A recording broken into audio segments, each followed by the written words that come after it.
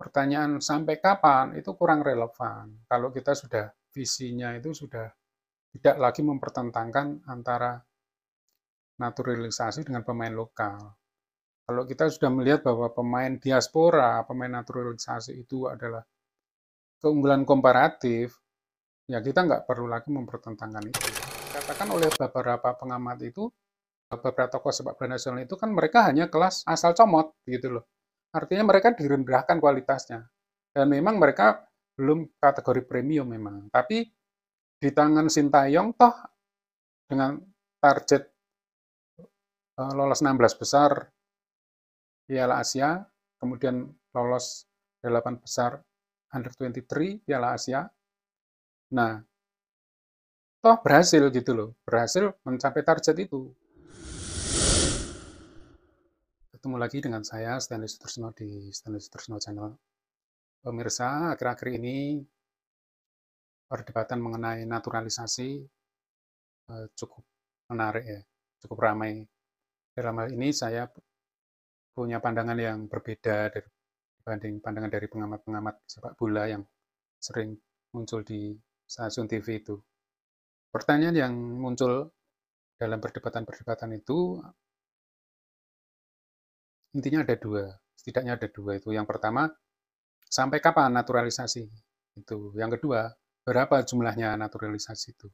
Pemain naturalisasi dalam tim itu berapa jumlahnya itu? Nah, kalau saya begini ya, kalau kita bicara sepak bola, itu kita tidak bisa berbicara melulu sepak bola saja. Jadi sepak bola itu bukan sesuatu yang terbebas dari aspek lainnya.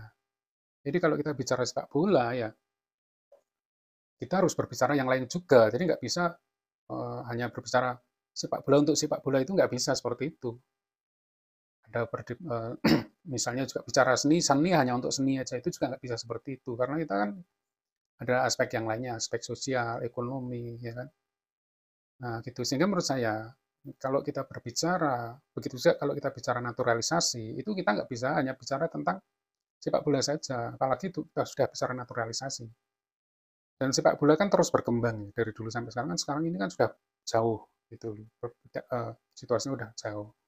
Mungkin saya nggak akan kupas itu, nggak tanggapi itu. Tapi yang saya tanggapi itu ini, saya sebagai soal pecinta timnas, ya. Pecinta timnas, penggemar sepak bola, dan saya kebetulan sebagai seorang ekonomi yang berkecimpung di bidang manajemen. Ya. Harusnya kalau menurut saya itu pemain-pemain naturalisasi atau banyaknya pemain diaspora di berbagai negara, ya di berbagai liga Eropa, Inggris, Belanda, Italia, bahkan Amerika, mungkin Suriname juga, itu menurut saya itu adalah keunggulan komparatif. Ya. Keunggulan komparatif.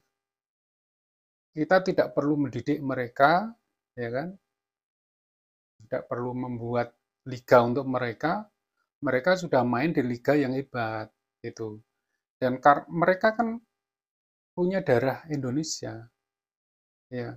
Darah Indonesia inilah yang tadi saya bilang bisa menjadi keunggulan komparatif ketika mereka itu mau untuk kita ajak bergabung dengan timnas, itu.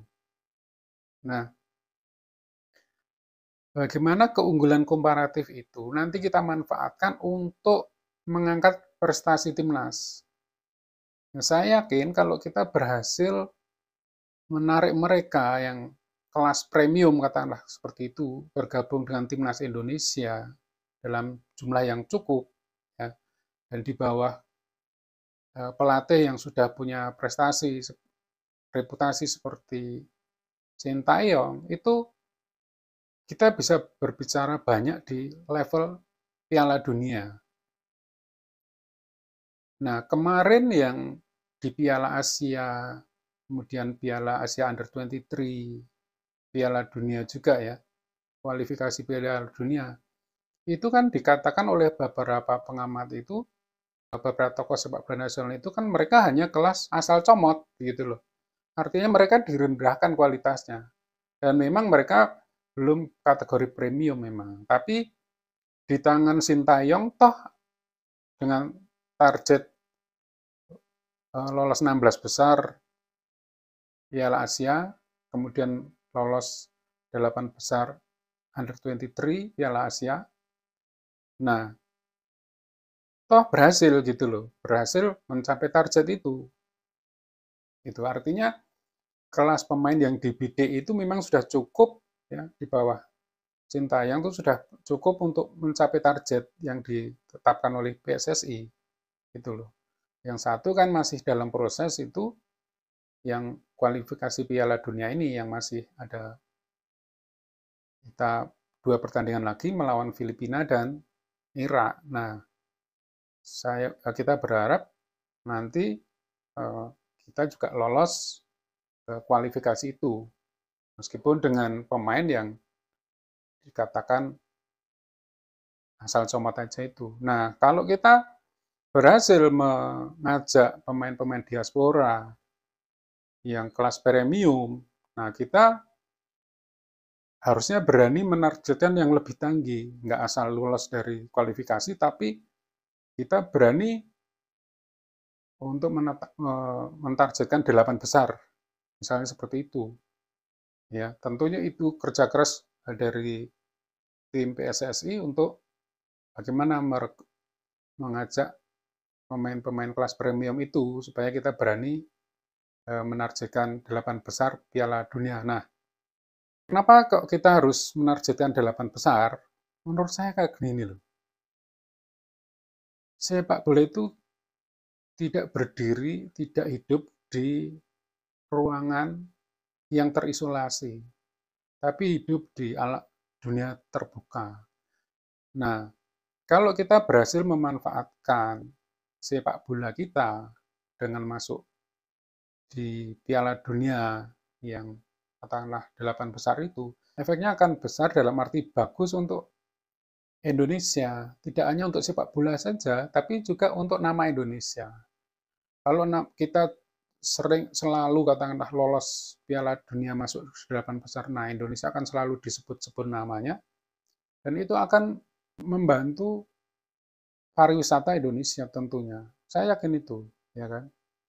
Nah, mungkin juga produk-produk kita menjadi terkerek juga, produk tekstil misalnya, ya kan, fashion dan yang lainnya, buatan Indonesia tentu akan lebih diterima di berbagai negara karena dan itu ya intinya sepak bola itu bisa menjadi ajang promosi untuk Indonesia. Jadi tidak hanya bicara sepak bola itu loh yang saya maksud ya. Jadi kalau kita berbicara sepak bola, kita tidak menurut saya kita jangan hanya bicara sepak bola untuk sepak bola itu aja, tapi sepak bola untuk industri jelas, tapi sepak bola untuk bangsa, untuk nama bangsa itu. Harusnya seperti itu.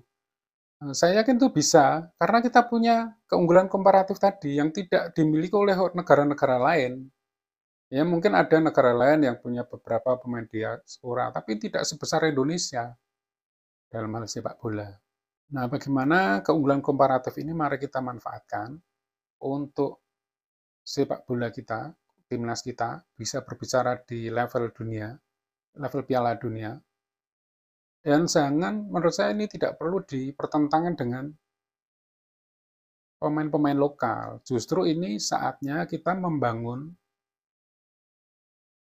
liga di Indonesia ini menjadi semakin kompetitif dan bisa menghasilkan pemain-pemain kelas dunia, kelas Piala Dunia. Supaya nanti bisa berkompetisi dan semakin banyak pemain-pemain di liga kita, pemain abroad yang bisa tampil di level Piala Dunia. Nah, ini tidak hanya tugas PSSI saja, tapi seluruh stakeholder ya, termasuk penonton juga.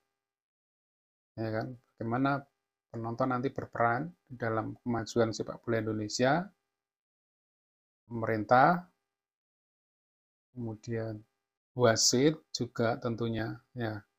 Nah, ini bagaimana sekarang saatnya kita bersatu padu seluruh kekuatan yang ada di Indonesia ini, termasuk kekuatan diaspora, pemain-pemain naturalisasi ini, untuk membawa nama besar bangsa Indonesia ini melalui sepak bola, melalui timnas kita yang diperhitungkan di tingkat dunia, di tingkat Piala Dunia.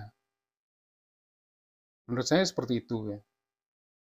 Oke, jadi saya akan mengulangi lagi bahwa bagi saya pemain-pemain naturalisasi atau pemain diaspora itu tidak perlu kita nggak relevan lagi kalau zaman sekarang ini berbicara sampai kapan itu menurut saya nggak kurang relevan lah kayak gitu. Karena katakanlah misalnya kita Liga Indonesia ini sudah begitu hebatnya ya sehingga pemain-pemain kelas dunia mau bermain di Indonesia katakanlah gitu atau kita sudah menghasilkan pemain-pemain kelas dunia.